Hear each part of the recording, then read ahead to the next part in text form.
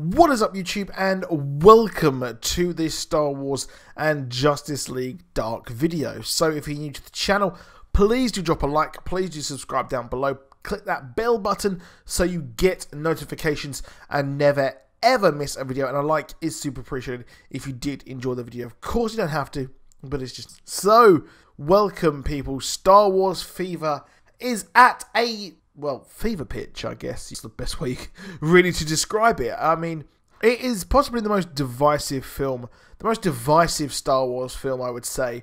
I think if you've watched my review of it, you'll know that I was a bit disappointed, but it's Star Wars. I've seen it twice. I'm probably going to go see it again as well during the week in 3D IMAX because, well, I'm a massive Star Wars fan. I just want to see as much Star Wars as I possibly actually can into my eyeballs. But there was one thing which I've spoken to a few people, and they haven't actually noticed this part in the movie. So if there will be spoilers, obviously, for Star Wars The Last Jedi.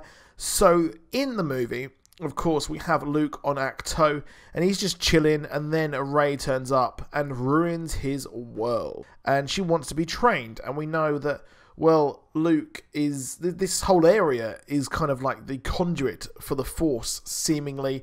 I mean, we had those weird kind of dream sequence things with Rey. It is one of the first areas of the Jedi. It's incredibly sacrosanct, whatever the correct word is. Let me know in the comments so I can know. But it is an important place for the Jedi. Now, the Jedi tree, which is, or the Force tree as people are now calling it, was very, very, very important. And it was actually in the Clone Wars. We had a Force tree as well, so it's a nice little callback to the Clone Wars animated as well. But there are some things in the tree that were very important, which are, of course, which we only really were told was simply Jedi texts. Now, these Jedi texts are incredibly important because obviously they are what caused Rey to actually get Luke to train her. He sees that she's looking at them, and he realizes that, go on then, I'll teach you 3 lessons. Let's just chill out. We never actually found out exactly what those 3 lessons were, really. It was just, I didn't really like the training scene. It fell flat for me. But these Jedi texts are incredibly important, one of which we see the Jedi logo on there as well. And it's really, really cool. It's kind of really harking back to really ancient times, and I really do like the ancient parts of the Jedi, like the Knights of the Republic and that kind of thing. So what we actually have here is basically one of these texts is presumably the Journal of the Wills. Now, the Journal of the Wills is a document of everything about the Force. It kind of is, well, a journal of everything to do with the early Force creation and things like that, and it creates a poem. A poem was actually in the Force Awakens novelization, and it's part of the Journal of the Wills, which is kind of like the Bible for the Jedi. And this lists everything that has ever happened in the past, and we had everything that was mentioned as well during the Galactic Civil War as well. So it's a very, very important book, and no doubt it has many, many teachings for each young Jedi.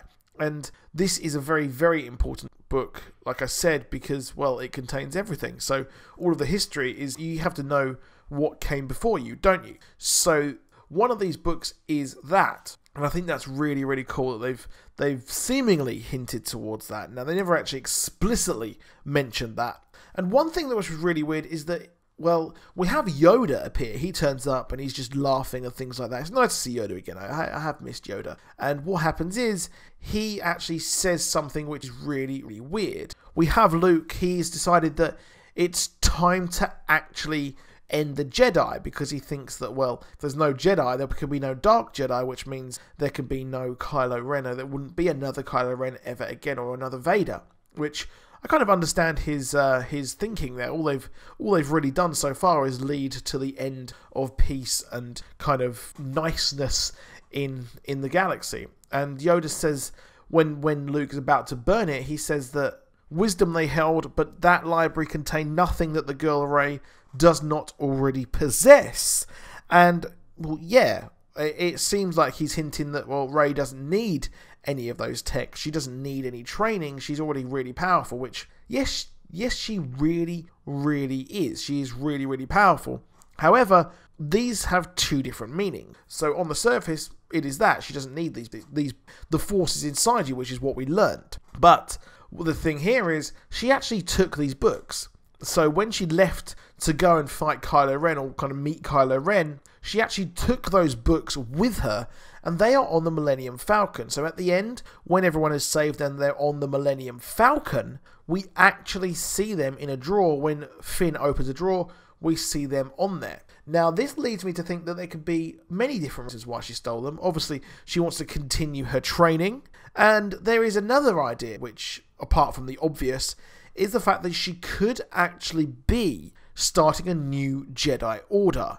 Now, we know at the end of this movie, we saw a kind of end part where we see the Force awakening throughout. Everyone seems a lot more powerful. We have Leia, seems to be more attuned to the Force. She survived. She Mary Poppins did through space. So had the Force awoken within inside her. So the Force is the strongest it has ever been. And it seems to be that it's searching for balance. Now we have the dark side very, very much in balance there. It is very much set.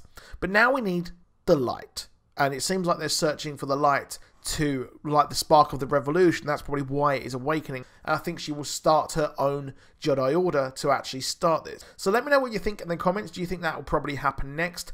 It's a bit too similar to what Luke's done, but I guess this has all been done so she can learn from his mistake.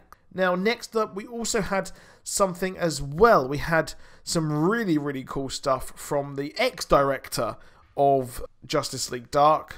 We had Joseph Kahn actually release a lot of concept art that he had for Justice League Dark, which is, of course, the, dark version of the Justice League. So the Justice League Dark, they actually are dedicated to dealing with mystical threats, magic, and things like that. And of course, they feature people like Deadman, John Constantine, Hellblazer, Zatanna, and Swamp Thing. So these are major, major fan favorites in the DC comic universe. So what is really cool is the fact that we have the ex-director who actually shared this concept art, and also it's hinting towards who he would have actually had to play it. So the concept art for Swamp Thing looks absolutely freaking amazing. It looks so, so good. And we actually, interestingly, had Dan Stevens was tipped to play John Constantine, which I think works.